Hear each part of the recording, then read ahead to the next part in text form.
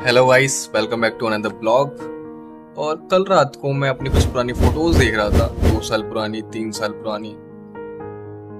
तो मैंने एक चीज मुझे बहुत शॉक करी। जब मैं वो फोटोज देख रहा था तो मुझे लगा ये तो कल की ही बात है, लेकिन उन बात इन रियलिटी में उस चीजों को बहुत साल बीत चुके हैं। और तब मुझे रियलाइज हुआ टाइम शायद दुनिया की सबसे एक्सपेंसिव चीज है। जब हम स्कूल में होते हैं तो हमें लगता है कि 25 साल की एज कितनी दूर है, फिर अचानक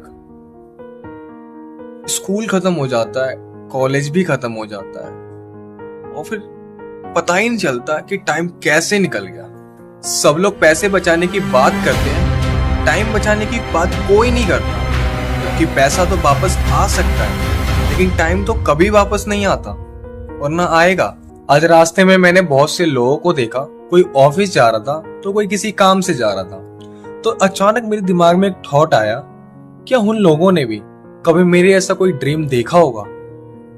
शायद उन लोगों ने भी सोचा होगा कि हमारी भी लाइफ चेंज होगी। मुझे लगता है हर जनरेशन सेम चीज फील करती है, बस सबकी सिचुएशन चेंज हो जाती है। आज जब मैं ऑफिस में काम कर रहा था तो मैंने अपनी नोटबुक निकाली और एक सिंपल सा क्वेश्चन पूछा अपने आप से कि 5 साल बाद मैं अपने आप के लिए किस चीज के लिए थैंकफुल होना चाहता हूँ अपने आप से।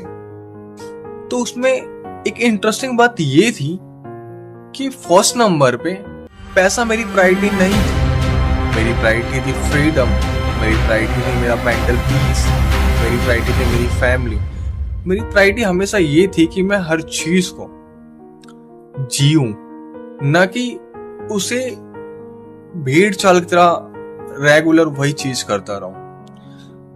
और सबसे जरूरी बात कि मैं अपनी लाइफ में जब भी मैं पीछे मुड़ के देखूं तो मुझे रिग्रेट ना हो कि यार मैंने अपनी लाइफ को जिया नहीं। और एक बात और, हम सब फ्यूचर के लिए इतना स्ट्रेस ले लेते हैं कि हम प्रेजेंट को एंजॉय करना ही भूल जाते हैं। क्या फायदा उस सक्सेस का जो मिलने के बाद हम और आप जीना ही भूल जाए। ये चीज मेरे दिमाग में सुबह से घूम रही है कि अगर हम सक्सेस पा ले तो हम जीना तो भूल गए ना। तो यार हमें प्रेजेंट एंजॉय करना चाहिए, हर एक मोमेंट, चाहे वो दिन खराब हो चाहे बुरा हो। चीजें हम सीख रहे हैं ना, तो बेटर यही है कि हम एंजॉय करके सीखते रहें। स्ट्रेस लेने से कुछ ना उस समय इंस्टेंटली ठीक होना है, कुछ नहीं होना, बस हम अपने आप को हार्म कर रहे हैं। तो इससे बढ़िया है उस पल को भी एंजॉय करते हैं। मुझे लगता है लाइफ 2 दिनों में डिवाइड होती है।